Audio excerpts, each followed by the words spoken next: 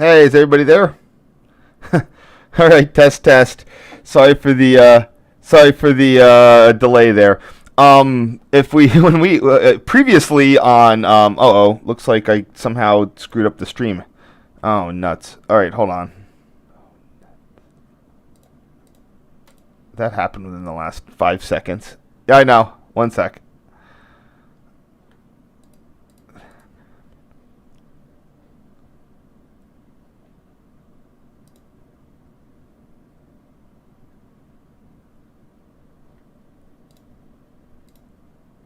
Up there it goes. All right, sorry about that. Okay, anyway, previously on Paulins Kill Viaduct 2003 photos, I when I was going through it the last time, I think we all remember that I kind of got confused of where things were, counting the arches and where the other stuff. I'd spent after the stream. After the stream was over, I spent a good amount of time tracking down YouTube videos, and because I haven't been there in quite some time, so I spent a lot of time trying to figure out exactly which arch was which, where I was, and just the geography. And I'm pretty sure I had an off by one error. I was able to see people who posted more contemporary videos, and mainly going by the fact that the piers between each arch are still pretty distinct. One of them has an iron beam, an I-beam in it, and it's dry. Another one has like a log across a wet chasm. So being able to link those to my photos, I was able to sort of get a handle on what is where, which one is which. I don't know I'm entirely right. And then today I wasn't sure if I had made those changes, so that's why I was 5 minutes late. I was double checking my work, and I think I'd actually reintroduced the error by mistake. So I fixed it, and we're all good to go here. Hopefully will be a little short session tonight, and then tomorrow the same thing. So anyway, sorry for the mix, sorry for the slow start, but anyway, we're going to continue here. I just wanted to discuss. It's going to matter in a second of why I actually sort of cared about this. So just give me 1 second. So previously, where we had stopped was these pair where you had arch, you're inside of it. It's winter. There's water coming in. I was pretty sure that I was able to identify this as arch 2. I think last time I had put it as arch number 3. Again, I had seen people in contemporary videos. There's water dripping through it. It would be this amount of ice and snow. What was sort of strange is that the next one here. Today, this is one of the ones that you use to access. Right here, I think I was assuming that I think part of my off by one. If you look down on the top here, you can see the manhole access, that dot right there. It's going to be one of these. It's either that one or that one, but that looks like the manhole access for So the arch isn't sorry, I can't really show it. This whole thing is not one arch. This little part of it is the first arch, and the approximate midpoint where the access would be about there. So that one is evident, and then the next one I'm pretty sure is either on this arch right there or this arch right here. So if you count up, number 1, number 2, number 3, number 4, and then number 5. And I have it as entering, I think, on arch number 4. So I'm sorry, I was just trying to get this thing right. It's just kind of difficult because I didn't give myself any landmarks. And also it's 20 years ago. 20 years ago as of a month ago. So it's 20 years in a month. So anyway. Anyway, we're going to continue on, and if I'm still wrong, it doesn't really matter. Because I'm just doing the best I can. So sorry about that. So I think today that this is arch number 1. I mean, it can't be the same as the other one. There's a reason. Even though this is one of the primary access routes today, In this one, it still has a whole bunch of ice coming down through it. It could just be that, you could get through it. The other ones that have the ice flows, they're sealed over by rocks or whatever, and there's still an ice strip. This one looks sort of the way it is. It just, I think that it is open, but it is just dripping ice. So anyway, need to get going here.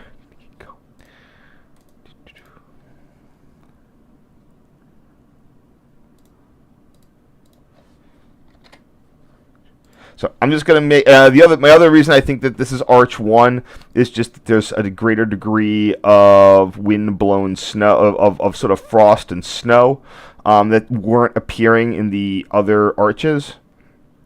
This is not necessarily scientific, but why would you see stuff that would appear on why would the frost snow not appear on any one except possibly this one that's closest in to the mountainside, where you'd have, quite possibly less wind to blow that off.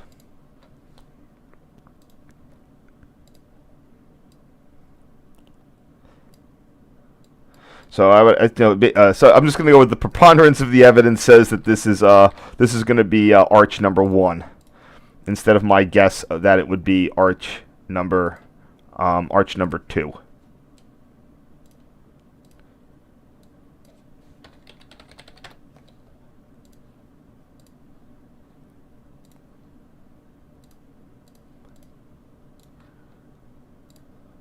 So the reason I brought this up, or actually care about this, is because this little arch right here, you can see the outline of some yellow right around it. This is where I actually had my yearbook photo taken in the late 90s. Before it was all graffitied up, it was just it was a little bit nicer. Someone had painted a yellow outline around it. It looked pretty nice. So that's where I went about doing my yearbook photo. So that's why I actually wanted to try to get it right and try to identify where that exact location was. I actually done it. Who did I get to go up there to take the photo? I was driving back again from this same Boy Scout ski trip, the annual ski trip. We actually were driving another kid home. My dad was a leader. I was I think I just, what year would that have been?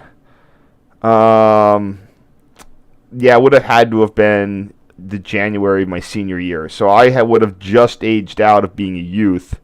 But we would have had one other kid with us who was with someone we knew. And he was nice enough to go up there with me and get the photo. So that was fun. Right now I'm just going to count the number of uprights. So here we go. I just need to count the number. Again, I'm looking for the upright counts here. The axis point is probably going to be on that guy. So upright 1, 2, 3, 4 is your middle. Then 5, 6, and 7. So I'm going to be counting from the east side. So 1, 2, upright 3, 4 is your axis. 5, 6, 7. So this I'm pretty sure is upright number 3, going 3 looking eastward.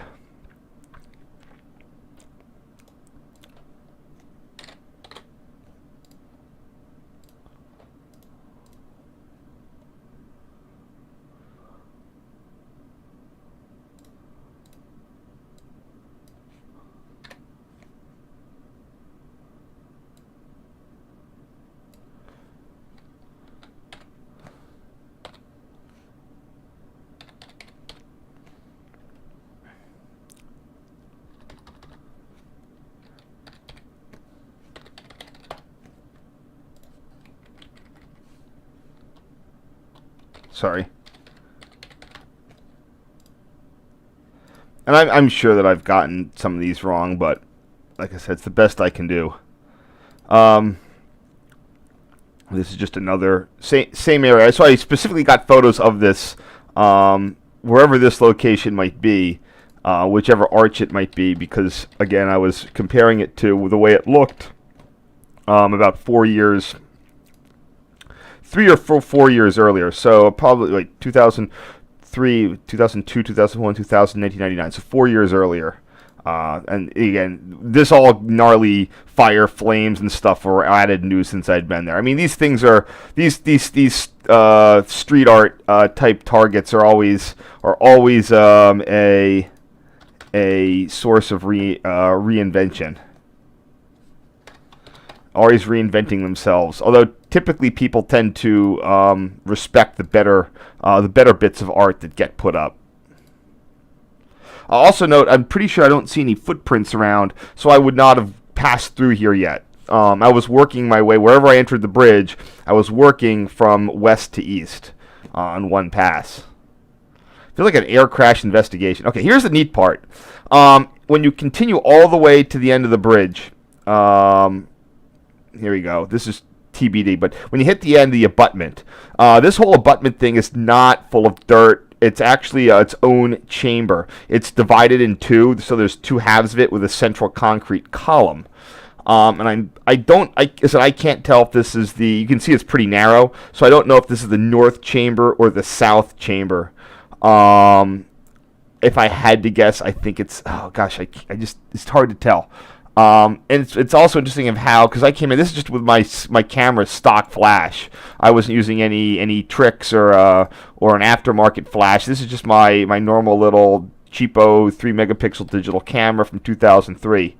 And this is just one half of the chamber, and the flash did a phenomenal job of lighting it up.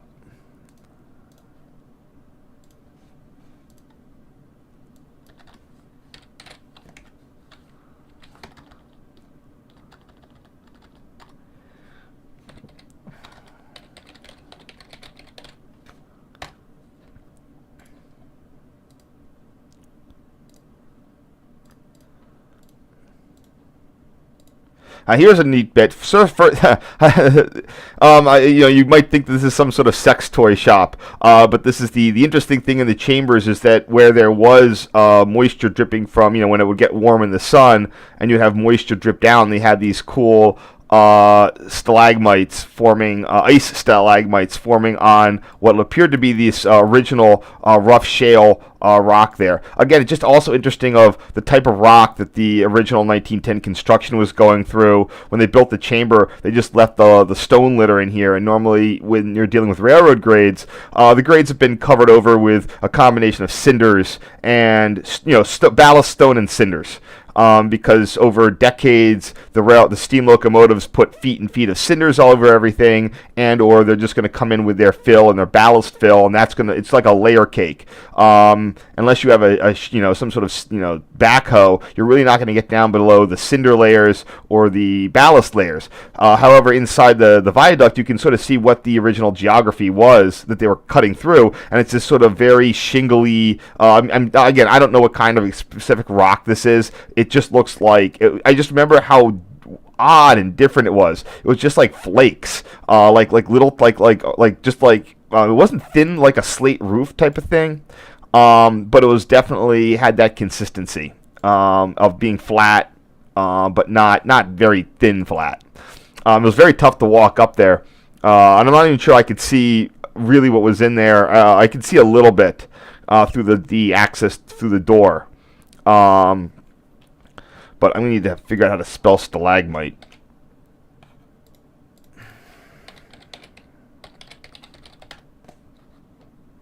Okay, that's how you spell it.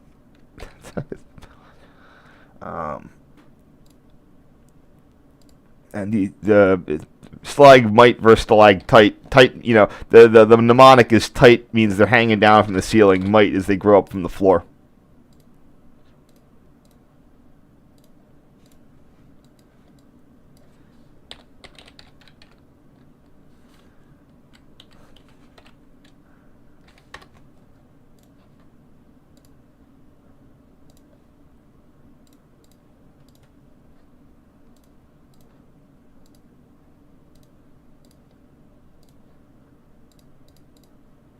Here's just a closer view of these.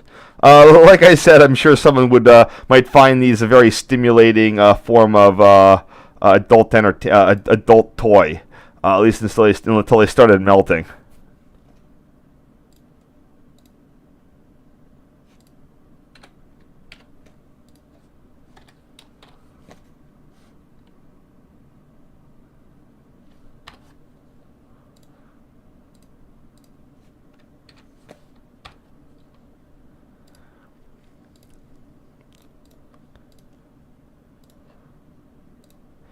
And this then, hold on.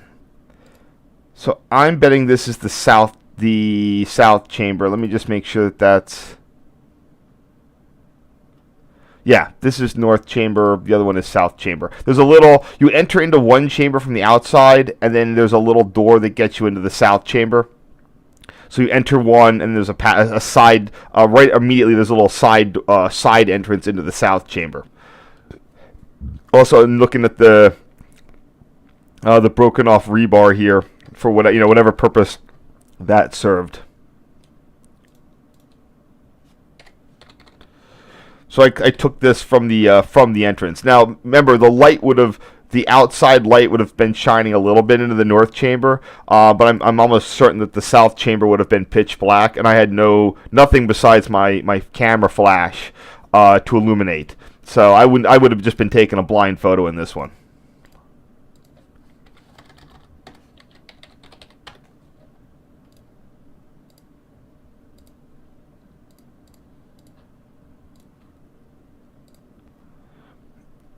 And here we are, last photo of this set. Yeah, and here we are. I'm almost sure this is Arch 1, but you can see the frost going up on the arch. So, again, this is going to be Arch 1, Upright 1, looking west.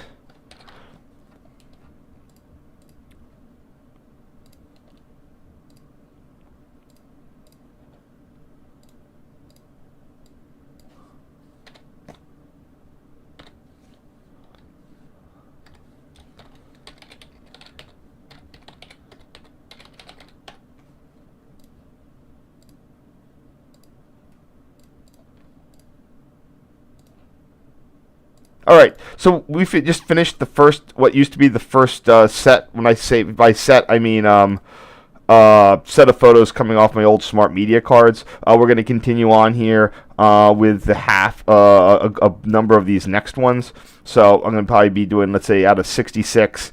That looks like we're going to be doing something on the order of. Hold on, I want to do 36 tomorrow. So let's see how many we're going to do today. 30. Okay, so 2 sets of 15 will probably work well.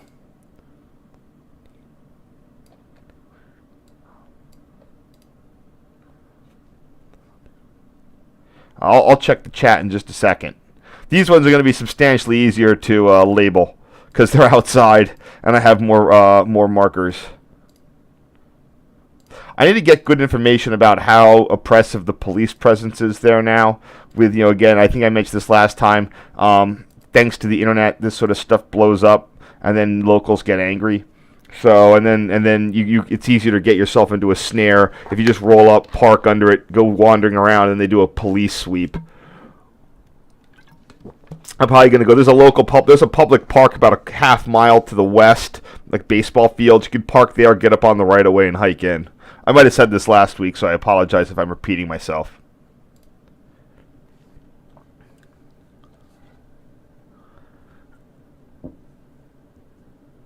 Oh yeah, I saw the Amtrak stuff.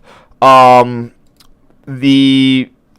don't really. I mean, I'm not going to really criticize it, whatever the report was, one way or another. I'll say that Amtrak and their some of their partners were able to put together the report. It really kind of neglects NJT as a role in this. And they're the ones that are going to have a bunch of capacity bottlenecks in the NJT portion. Also, it doesn't really go into, what's NJT's service plan looking like, etc. So, or I'm not even sure they went into the infrastructure improvements needed on the Pennsylvania side. So, we'll still have to see. I'm surprised I'm still interested that Amtrak, while everybody, Amtrak's made a lot of hay of this, I always sort of saw this as a PA New Jersey, wouldn't this be NJT running a contract service for Pennsylvania or some local regional authority, like the Downeaster, but instead of Amtrak running it as under contract, it would be NJT. That way, they'd be easier to get not Amtrak's, not their expensive food service options.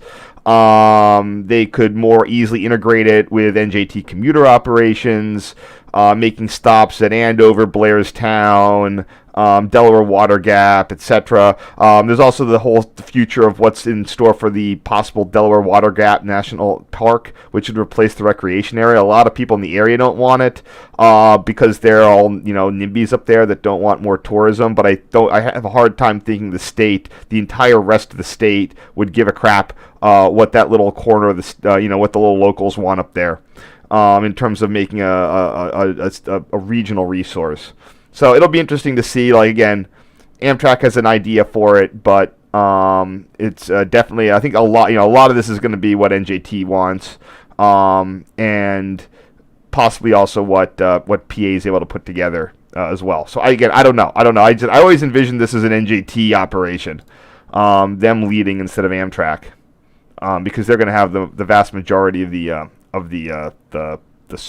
corridor.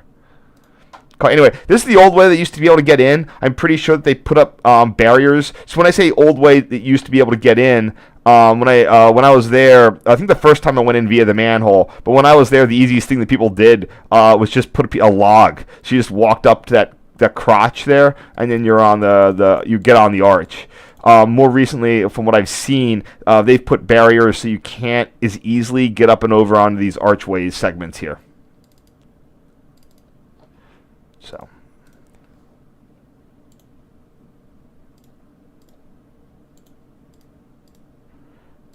oops, got to get my other stuff going here.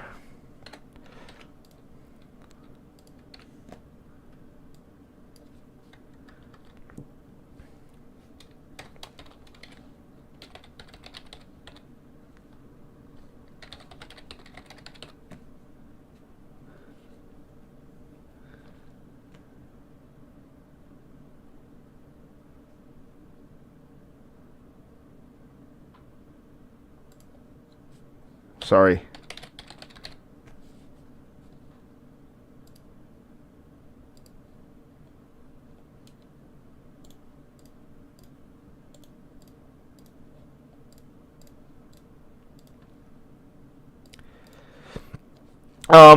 For anyone who's ever been there, there's a road, there's a trail, which is the old Lehigh and Hudson River. It's kind of also a recreation trail. There's the river. And then the road, it goes pretty stiff up the road is under Pier A, and it's pretty steep from the road all the way up. So you go up a ways to get the sort of intermediate step level, and then you got to go up another like arch worth to get to the road, the right of ways, the grade of the railroad bed. So I'm here I just came off the arch, and I'd be at the on the south side of the bridge at the intermediate level. And that's arch 1 immediately, arch 2, etc.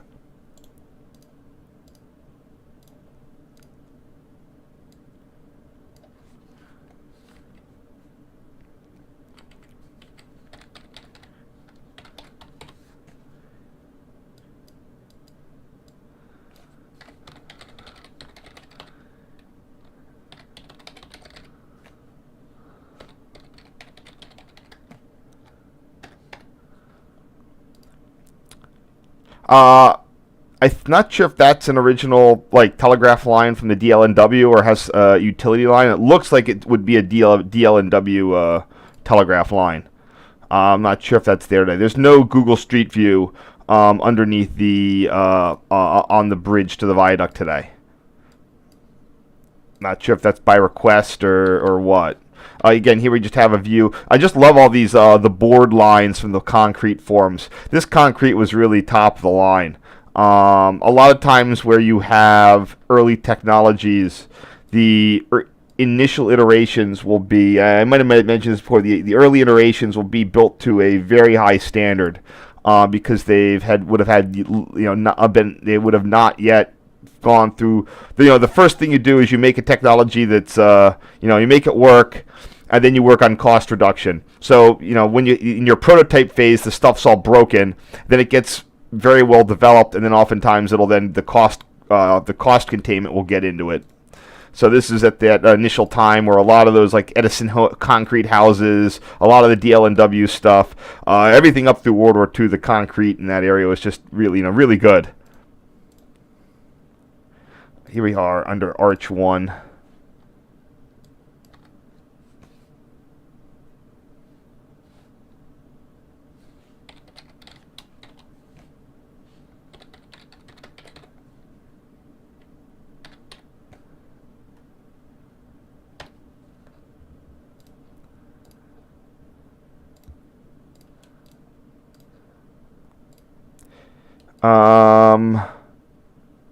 Oh, okay. This is looking at the end of Arch 1. There's that log that gets you onto it. So it's just it's not a very great photo here, but it's just the underneath the east end of Arch 1.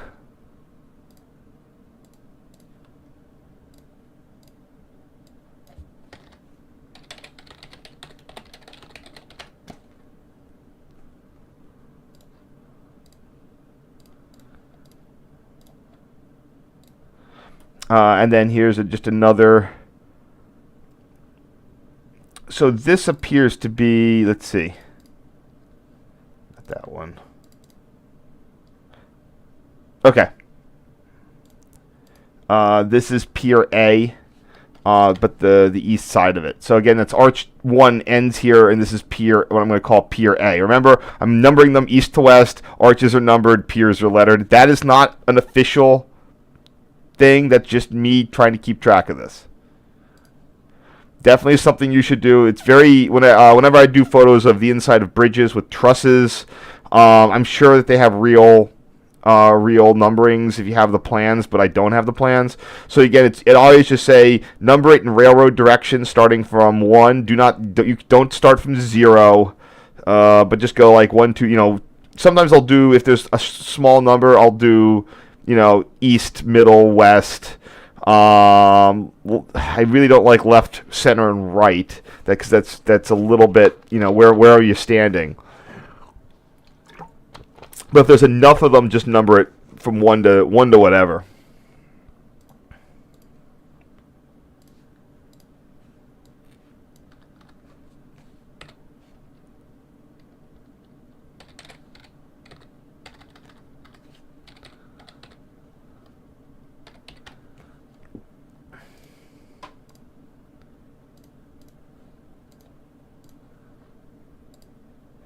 And then we have the base of Pier A. This is today. This is generally Pier A has a lot of good art on it right now. It's the most accessible in this age. You can see they're still trying to paint it out, and it's usually just being painted over by not very high quality artworks. But today there's a lot better stuff that seems to be respected.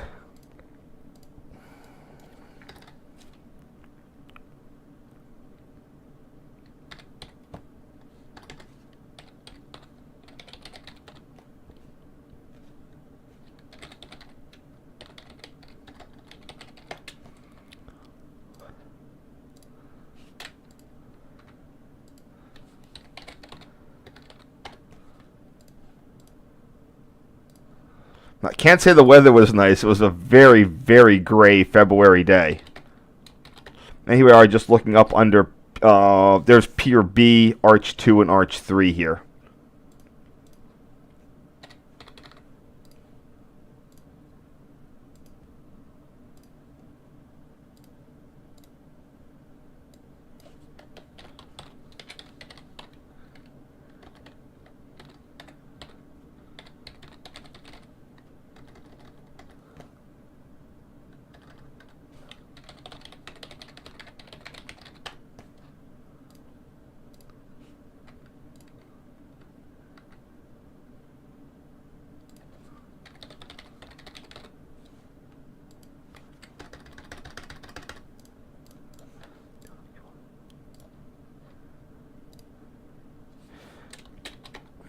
And then this is, again, just a view of the arch number 2 as it spans the road.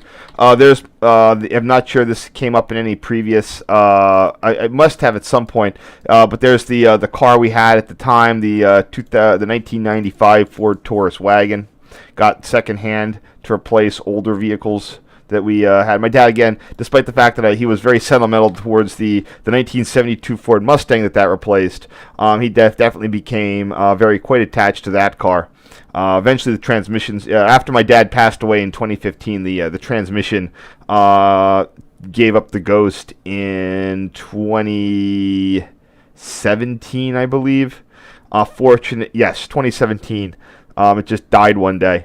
Fortunately, it died when I was there. I couldn't believe. I mean, it was good luck that my mom wasn't stuck dealing with it. But the transmission just you couldn't put it into gear. Something stripped out inside of it. It had been having problems like that for forever. And I'm gonna adjust this.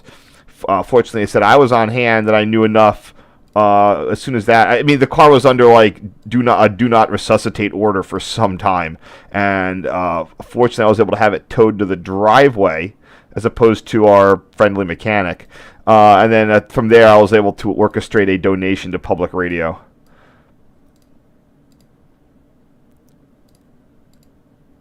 As in, it got picked up to some auction and got sold for parts or scrap metal. I even pulled the tire off, replaced it with a donut. I should have kept the fucking donut. I thought I could sell the tire in the rim. The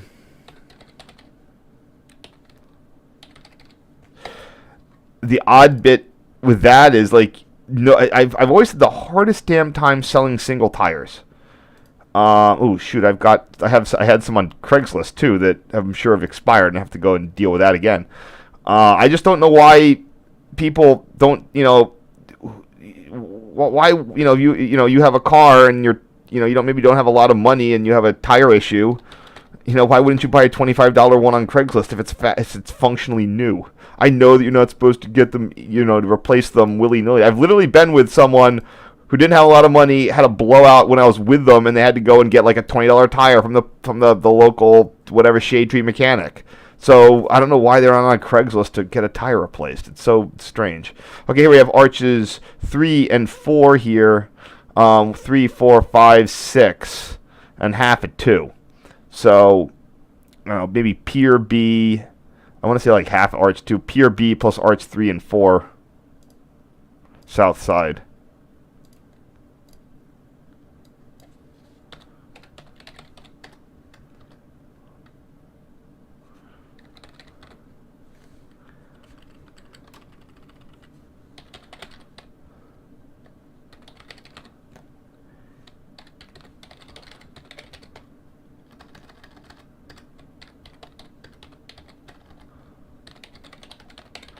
I will say that despite the gray weather, it's nice to be out here in winter when you can actually take photos through the tree, the under the foliage. Here again, we have sort of a blurry photo of arch number 1 here. A little bit of the abutment, but yeah, in other times of the year, the bridge is going to be completely invisible behind the foliage. A nice sunny winter day would probably be the best.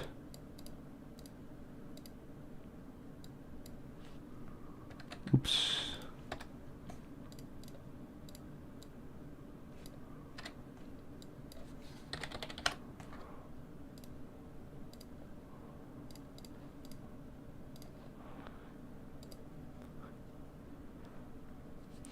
Just me trying to get a.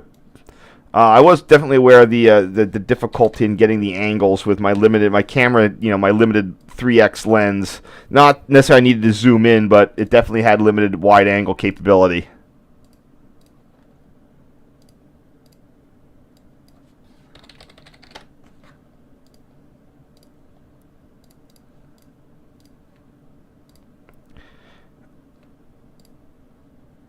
All right, here's Pier A again. Let me just. Oops, what did I just do? Okay. I'm sure if I went on Oh, it looks like this is. I'm taking this photo is right from the. I can see the roof of the car in the photo there.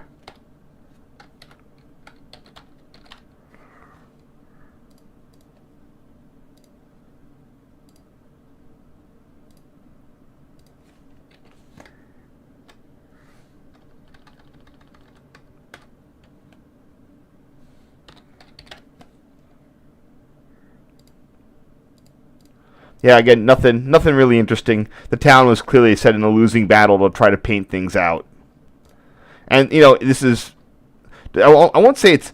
Hold on one second. Yeah, this is P or B, looking upwards. Not a great photo, but it is what it is.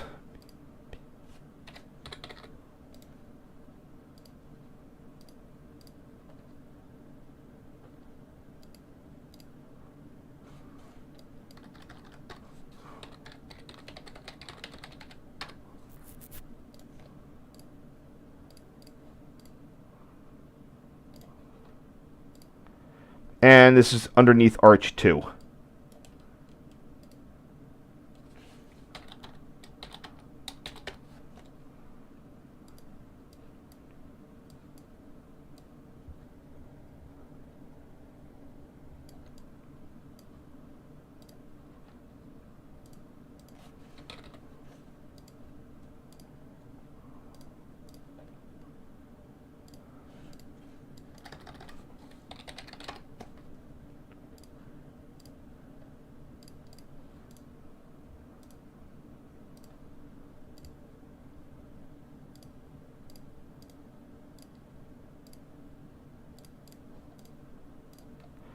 And let's see what our final one is.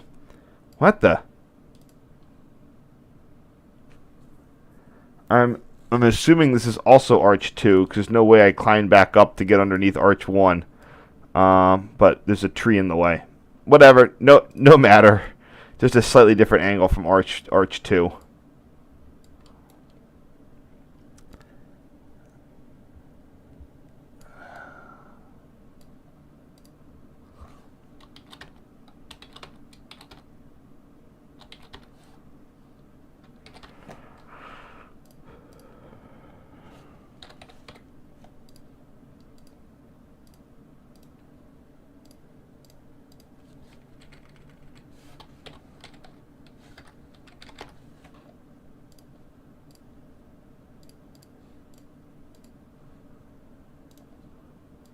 Alrighty.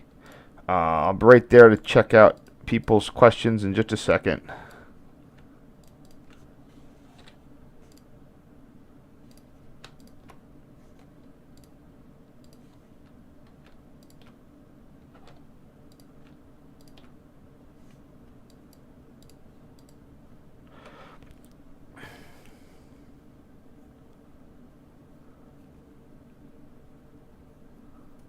Okie dokie.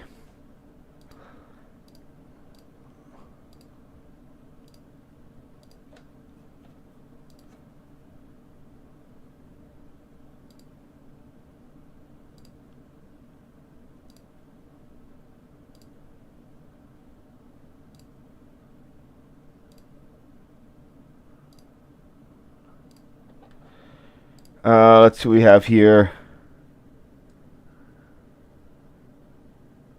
Yeah, I said, Amtrak looks like, regarding the cutoff thing, like I said, Amtrak's setting itself up for that, but again, you never know what's going to happen.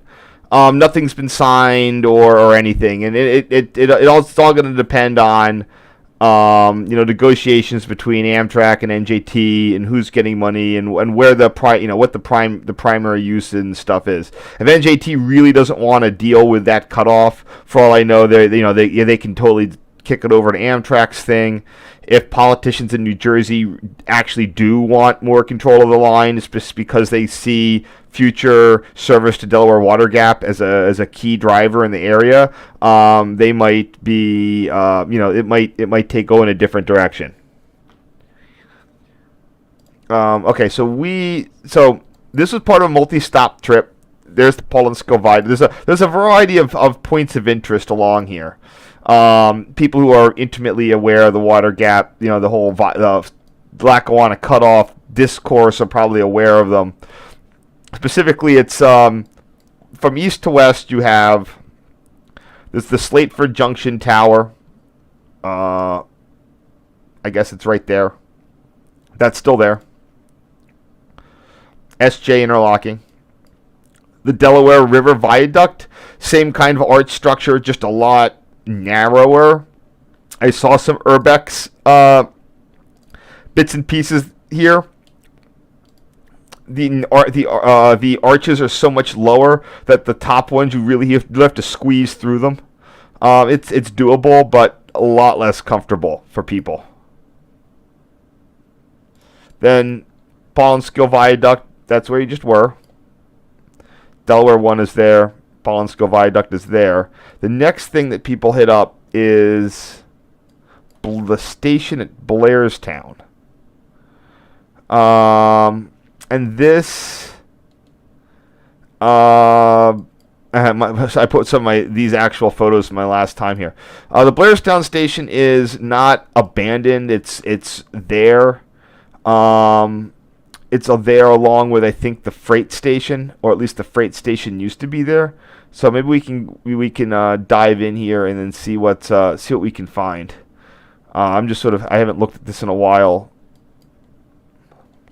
Blairstown is, of course, home to the Blair Academy, one of the more northern schools of the New Jersey boarding school belt, including such places as Lawrenceville and Petty. There's a similar boarding school belt up in New England. Uh-oh. Yeah, we're not going to really see much here. Blairstown Station. Huh, why does it have a sign advertising itself? Well, you can do whatever they're there. So yeah, the Blairstown Station is, let's see if the Lackawanna Cutoff guy, he like freaking linked everything else on it. He made like a page for everything on there. Every little component of the Lackawanna Cutoff. Is this it? No, it's B&O Museum. Oh, here we go. Let's see if the Blairstown Station has a Wikipedia page. Oh my gosh, it does. Okay, let's see here. And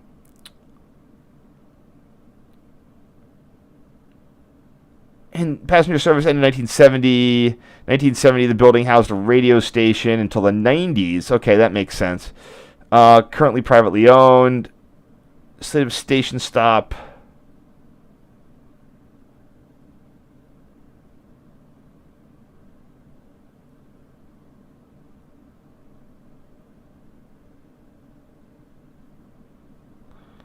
Okay, this is just the typical, like, oh, they're going to restore blah, blah, blah, blah. So, I still don't know, like, what role the station building is or what the condition is. Today on the overhead, it appears that even if you drove up there, it's definitely an industrial concern, and it's way more overgrown than it used to be. But fortunately, I can go back in my Wayback Machine and get some photos of it. So just hold tight real quick. Oop, hold on one second.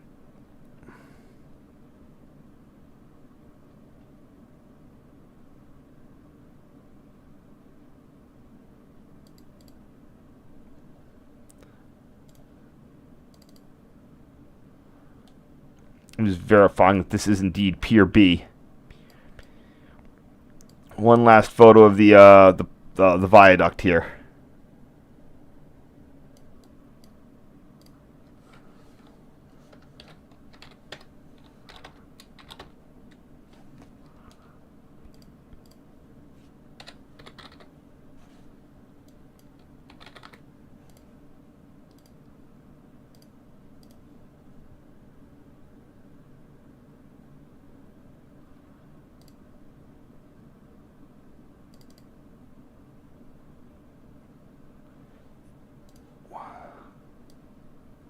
Huh, I'm not sure this is actually Pier B here.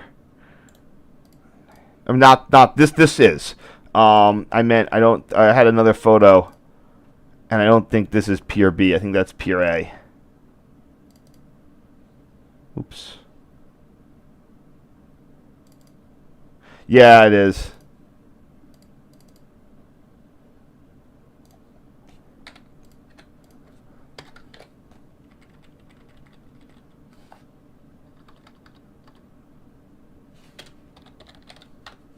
Okay, now we can do Pier B.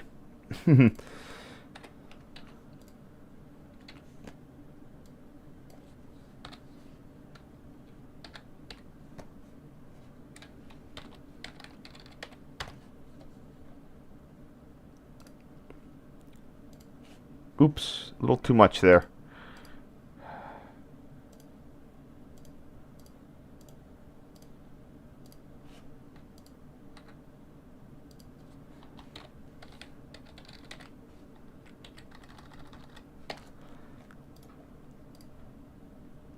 Okay, so when I went there before, it looks like the station was fairly well fenced off, but the Lackawanna right-of-way was clear and not fenced off in a meaningful way. I mean, I could jump over this in a heartbeat. Um, but I just didn't feel like it. It was, new snow, and there's nothing I couldn't take a photo of from the right of way. Note that the windows here had been cinder blocked up. I'm also wondering if these antennas were related to the life of the station as as a radio station. Looks like actually looks like the windows have been boarded up since, and those antenna masts have been here since, when is this? In 1988. So that's interesting. That this was pretty hit up pretty hard. Maybe they just didn't want to deal with sound. Maybe it was for sound reasons or whatever.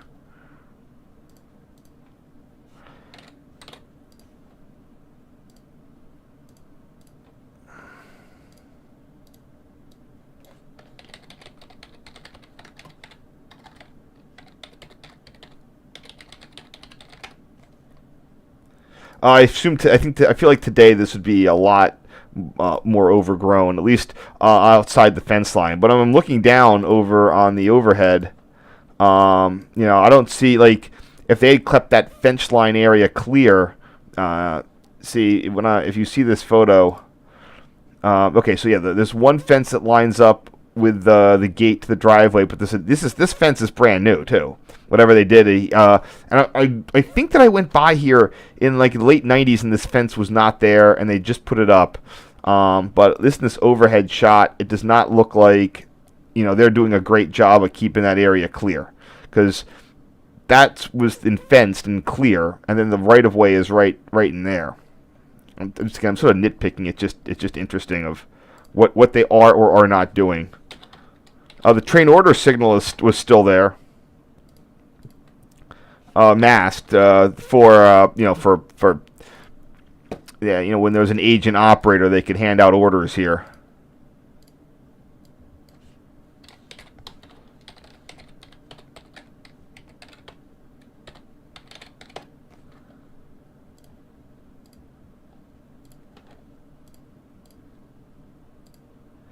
And here we have a closer view of so it looks like the far end was cinder blocked up, possibly because that's where it had, some radio equipment or whatever. The near end clearly had windows up until, the 2003 period when they were just recently boarded up. I can go look in my film archive. I think I have a couple of film photos of this, but there's nothing I can show you guys at this point in time. Or maybe I can. I'll take a look. I'll take a look at some of my photos in a second. I might have scanned them.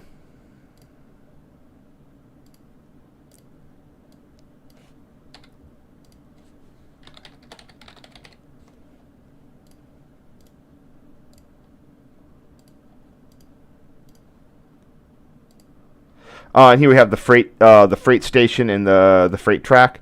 Again, I don't know if this is there or not. There's clearly buildings where this was, but I don't know. I'm not sure. I can't tell if that's the actual freight house or new buildings or what. What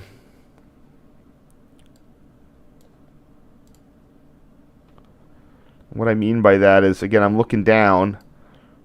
That could be it right there. Whatever it is, it looks like they put a new roof in and they extended it. But with all these trees here, I cannot see on this overhead of what's going on.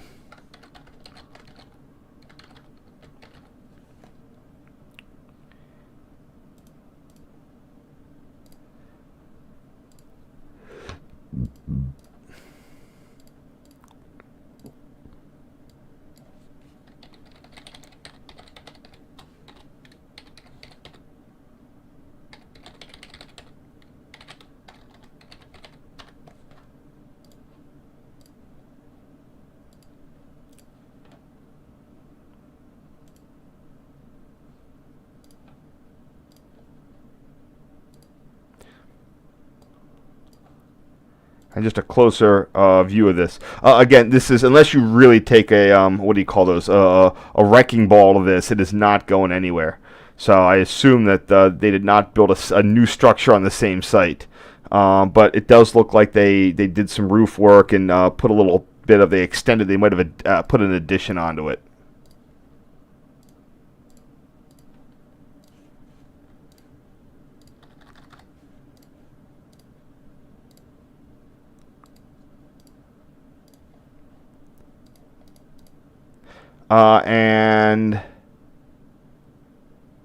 Yeah, this is the Blairstown station. Just a little blown out photo from the opposite angle, completely, not just the half of it. See if I can zoom this in a little bit better.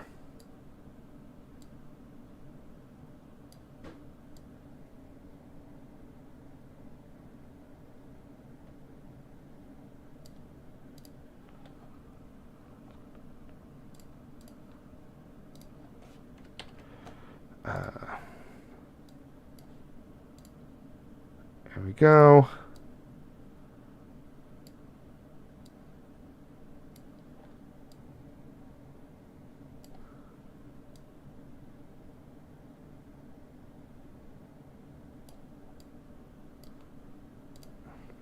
Oh, there's lighting on all four corners, so there you go. Again, this is out of date, 20 years ago. Would have just been interesting to see what the, if I don't have any good intelligence of what's there right now.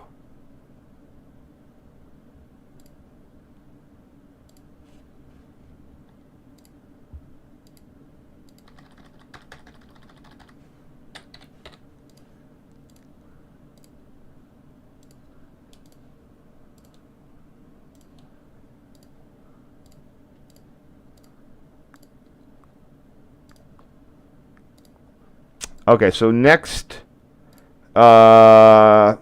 stop.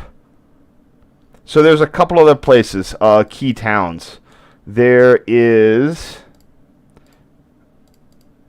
I don't think there was ever any station at Andover. Let me actually check. I can go to the Lackawanna Cutoff page.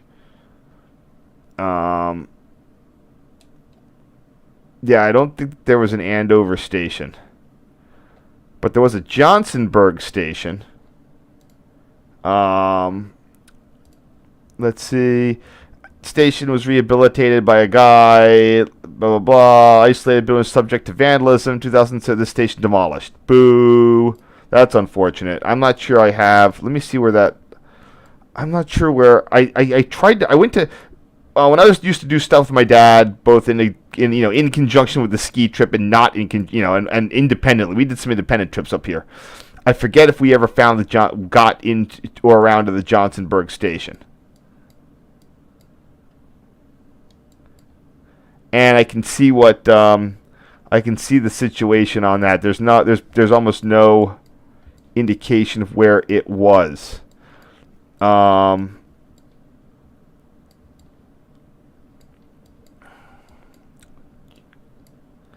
We got a tunnel under the fill. It's just too.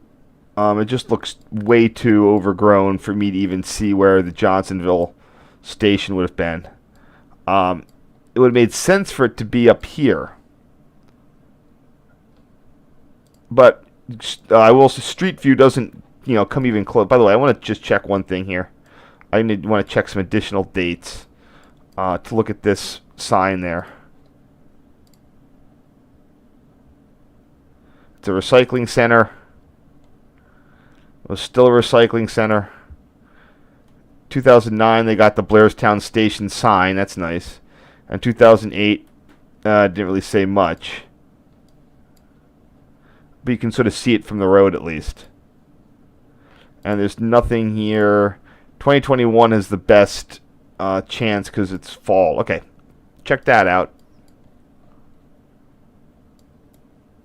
There's Johnsonburg. So the question becomes, where was the station? So I'm just going to each of the roads out of town, trying to look if there was any anything there. Don't see anything there. The other road out of town would be here. Oops. A little more of a tunnel. So maybe it was up that way. No clue.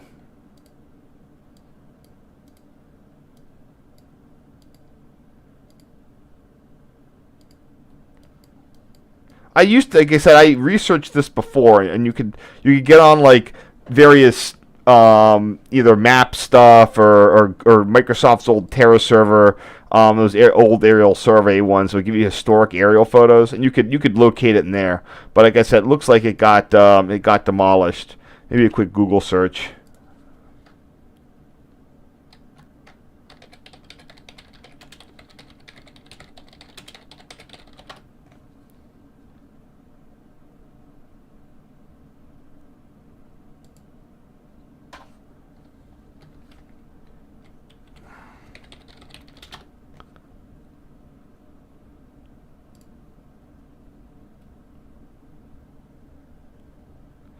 Man, there's so much cutoff cruft that it's quite difficult to find anything. I should really hit up that Slateford station. Oh, anyway, let me get moving here. Not much more I can do with that. Sorry about that. Okay, next stop is an actual stop that we're making today on my thing. This is the old town of Greendale. Including this has both a station and tower. This would have been the midpoint along the so in terms of interlockings go, this just would have been a 10 miles powered crossover sidings, etc. type of thing. Probably not even open full time. Oops.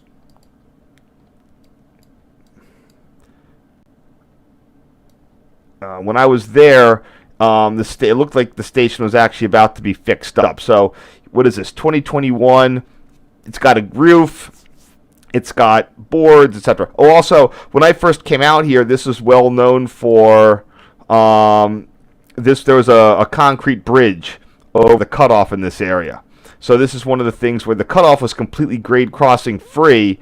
So if they restore service, I'm assuming they will, and they're probably going to put a station in here. Maybe, well, they might, but they should. They're probably going to have to put in a grade crossing. And we'll have to see what crap the FRA gives them about, the last thing Amtrak or NJT needs is for on a 110 or 125 mile an hour line having to try to do some sort of grade crossing magic for the thing that's been plaguing Midwest service. I would almost say it's almost better to put a permanent speed restriction to 90 as opposed to trying to do some sort of magic grade crossing that could automatically detect cars. When I first came here to examine this, when the bridge was here, there was a signal bridge right on the other side of this, right on the other side of where this highway had a bridge. And I saw one of the photos here. Here you go. Here's a view of the Greendale station. There's the tower, and then it had this signal bridge. And that was still there when I visited in the late 1990s. Here's another view. You can sort of see it or not. Here we go. It's actually on Wikipedia. Again, there's the tower. This is right after it appears to be, shortly after it was, this is from 1988. Although the station is poured concrete, it did have a wood roof underlayment supporting tile. That all fell off and has been replaced by asphalt shingles. And when they took out the bridge, they either scrapped or sold to a collector the signal bridge there.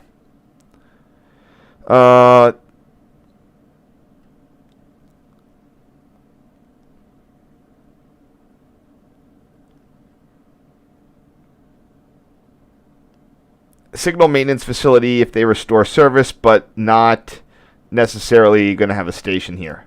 And that's understandable. If you go to the map, there's stuff there. I mean, it all depends on where the Andover station is going to be. I guess that's going to be sort of... Hold on. Yeah, the Andover station is going to be there. And I guess they're going to have another one at Blairstown. There's there's just not a lot, I guess, in the catchment area to do much here. The good news is that the other bridge out of town is stayed to be a bridge.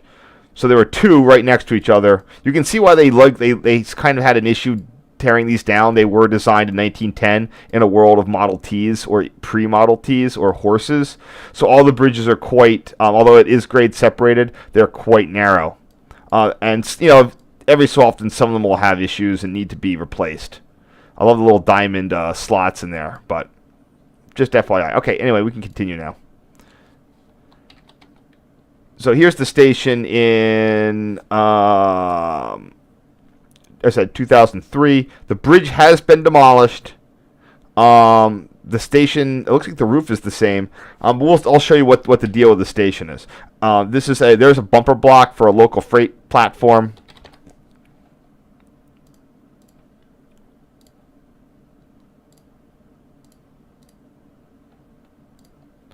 Let me just make sure I'm spelling this right. Green Dell. Okay, one word.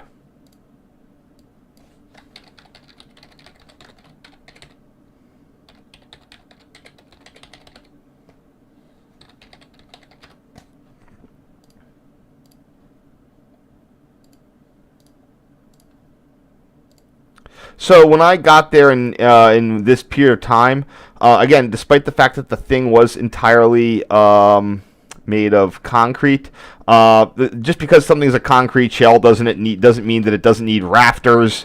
It doesn't need framing. So whoever that was involved with it was just beginning a restoration effort. I don't know if this restoration effort continued to fruition or if the building, which was totally unsecured, ran out of funds and then was vandalized again. But whatever is going on today, as we saw in the street view, it does appear that the station building is in a fairly nice a degree of repair. It also looks like there's a little panorama thing. Maybe it's inside of it.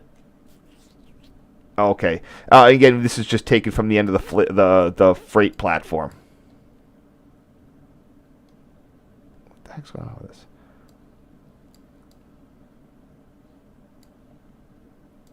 And if I want to go to my North American Interlocking Towers site, let's see if there's any Green Dell photos that aren't mine or from when I was in service. I heard certain things that the tower may have never been put into service. I'm not sure about that. It might have always just been they never manned it. It could have just been an automatic location or something like that. Again, I don't know. I'm just recalling something from ages ago that the tower might not have never opened.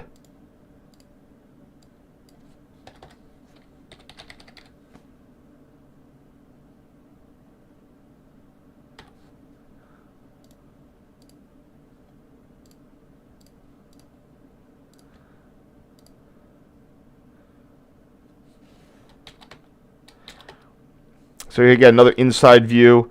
This was the bay window, and it's the bay, and it's sort of an eastbound front angle.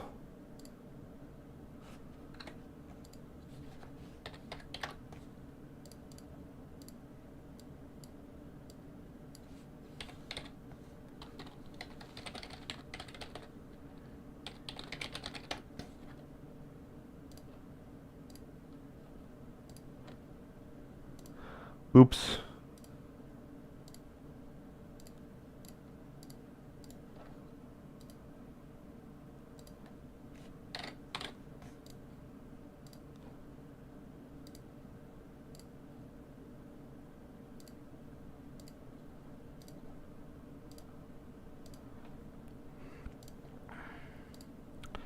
And then this is looking again eastbound. Someone had come through the area and hit this in the tower with some sort of it wasn't necessarily it's all graffiti, but someone had come in just writing a lot of weird lewd verses over. I don't mean like, oh, they wrote a thing. They just covered everything with the lewd text, long form too. So that was a thing.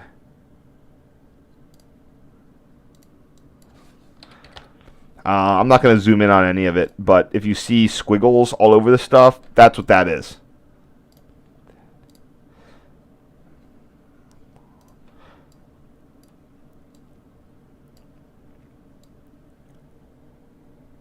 Kind of looks better without the boards, you know, even though it's unsecured.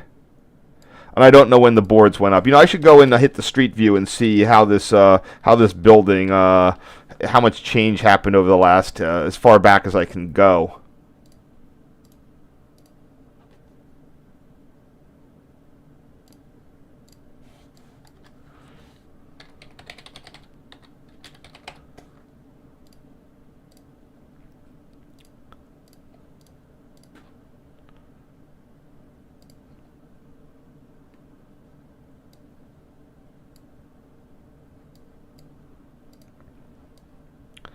Okay, here we are, 2021. Not a lot of options here. 2020, all right. Man, that roof's really been holding in there since they put it on. 2008. Ooh, okay. So it looks like it was unsecured for the better part of, you know, until 2008. And then at some point in between 2008 and 2019, it got a fence. And that's pretty, you know, I'm not saying it's a crazy substantial fence, but it's definitely, it definitely will make you know, if you're hanging around in there, you'd be noticeable from the road. Also, there's definitely no place to pull over, park without definitely attracting a degree of someone noticing you. Man, they're really tough. Yes, because this is the only grade crossing on the cutoff. The state did tried a modicum of keeping people. They didn't want this to become an access point where everyone starts their four-wheeling. Although it's clear that there's, you know, there's your four-wheel zone right there. I'm not sure how people would access it on this point up here. They might just take local roads to get around the barricade.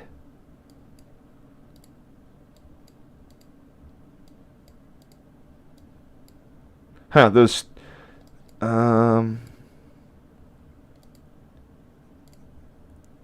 yeah, there's the entrance. Looks like how they were getting in then, right there. And what's going on there today? Whoops. Yeah, I'm not sure if they can get there. They looks like they tried to plan it over. Okay. Down to 3 more photos and we'll be good for the day. Oh wow! In 2003, yeah, there was absolutely no fence line control here at all. They just zapped the bridge and then left it open. Probably one of those places that the trucks and when I was on the cutoff back then, forget about four-wheel drive. I was here's a fun. I don't think I told this story. I was up on the Pequist Fill. I wanted to go and try that out. You know, just see what that was about. And I apologize if I told it in another day.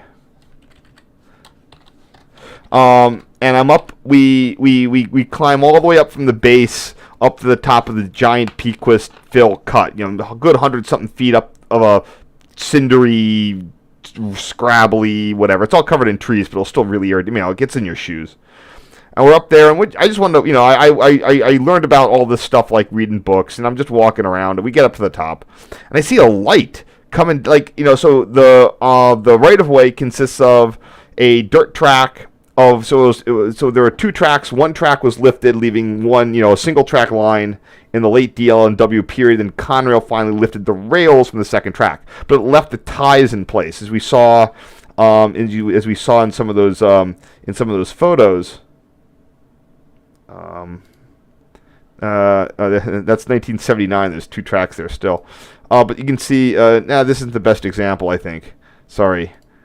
Yeah, here you go. Well, one had its the roadbed that was lifted first was used by, you know, had 2 ruts. You know, it was drivable, but overgrown. But the other thing where the ties was all covered in, you know, trees of heaven, and that was going to nature. because everyone was driving not where the tie, because when Conrail lifted the rail but not the tie, you could drive on the empty bed but not the full bed. So anyway, we're up there and we see this light coming toward us, and it gets closer and closer and closer. I'm wondering what it is, cop or whatever. Well, it was a guy in a pickup truck, an Erie Lackawanna painted pickup truck with locomotive air horns on it. Now, he didn't, it's one of those air horn people. No, he just cruised right by. We didn't really stop and chat. I think he gave a friendly wave, but it was like surreal because you're there. It's like, what is that coming toward us? And it was a Erie Lackawanna themed pickup truck. I gotta admit, I have to admire their commitment. Despite the end of the Erie Lackawanna, they were keeping the spirit of the Erie Lackawanna alive by driving and four-wheeling on the cutoff. So good for them.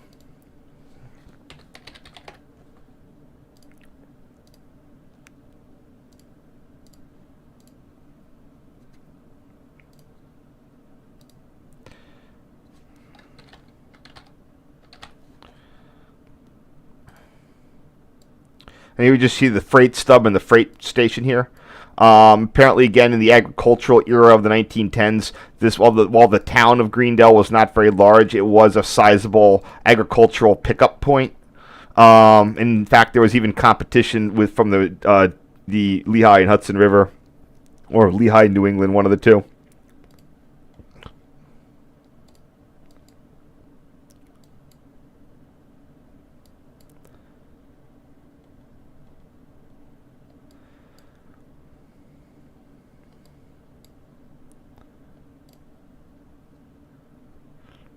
Yeah, sorry. I think the other one was Lehigh, New England that I kept seeing.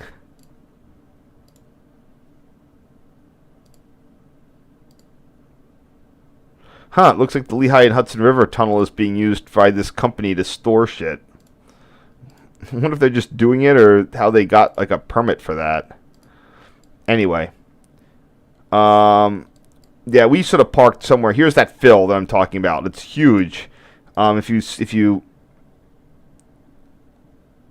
you go in, yeah, I have no idea. You know what I think we actually did? I feel like we hiked in from the Lehigh and Hudson River. Maybe we came in on a weekend where that industry used to be and came in there. I have no idea. It was so long ago. But even if you go to the top of the terrain map, you can see the size of the cut. The biggest part being right here where the creek goes through it. Again, I cannot remember for the life of me where we actually did our little thing. Anyway, I'm sorry. Let me get back to this.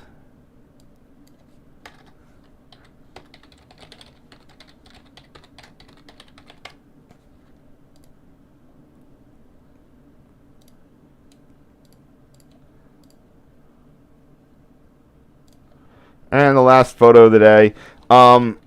This looks like a coal tip. Not sure exactly what this is, but it's just part of the infrastructure here at this base.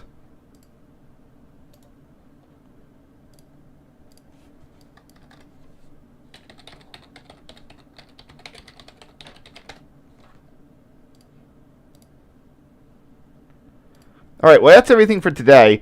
Tomorrow we're going to be going more into Greendale and the tower there, which should be super fun. Sorry for rambling on a little bit. No more weird stuff dealing with the arches at the viaduct. Just should be pretty fun, just checking stuff out at the tower.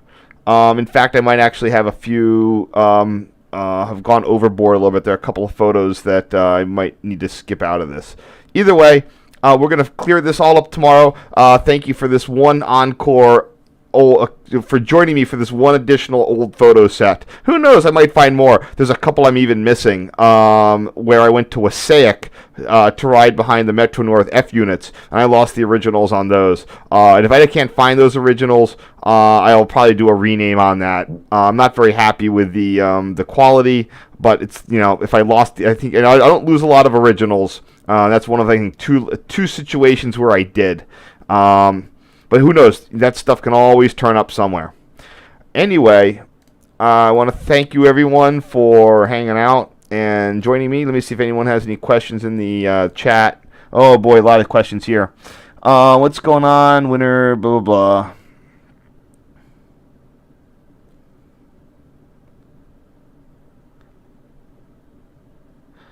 Yeah, they're adding a station, what they're going to call Andover. It's not. I mean, it's near enough to Andover. So Andover is, where is it? Newton. Okay, yeah, there's Andover right there. It's really there to serve the town of Newton. There was never an original Andover station there. But I'm not sure where they're going to put it. I think it's going to be over in here, because otherwise you're going to have issues with the terrain. It needs to be somewhere where it's not like on a cut. And what I'm thinking, I think that it's right around here near Roseville Road. You can see in one of these things it's going to go through a cut, and you don't have to have the station on. You don't have to have an elevator to get people up to the track bed. So that's what I think I remember.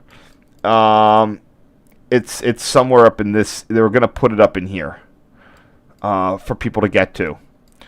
What was the other questions?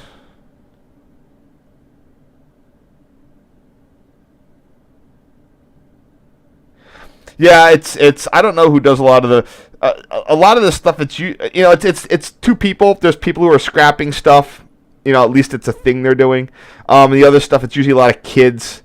Sometimes stuff gets set on fire. Sometimes stuff gets scrapped out. Other times it's usually just. I want to say, like, I was a kid and an idiot.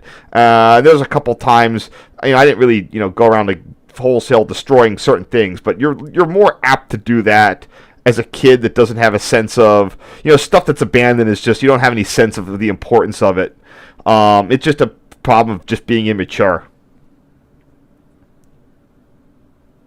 Yeah, those air horn guys are fun, but the problem is when they come up behind, some of them can definitely be dicks if they use them in actual traffic. And yeah, I don't mind the taggers as much on these things, because at the end of the day, stuff that's stuff that's abandoned, it needs a new, a coat of paint can't hurt things. The only problem is that if tagging leads to stuff being demolished because it's a quote unquote eyesore. But at the end of the day, coats of paint ultimately don't really hurt stuff. They make it look a little weird, but unless something's covering over actual art. Like I said, it's nice to have, coat of paint is always protective. Yeah. Anyway, I'm gonna head out. I'm gonna thank you again. Tomorrow's stream, same time, maybe like 15 minutes later because it's a Monday, 10:15 Eastern. Have a great day, and I will talk to you. See you tomorrow. Thank you for showing up.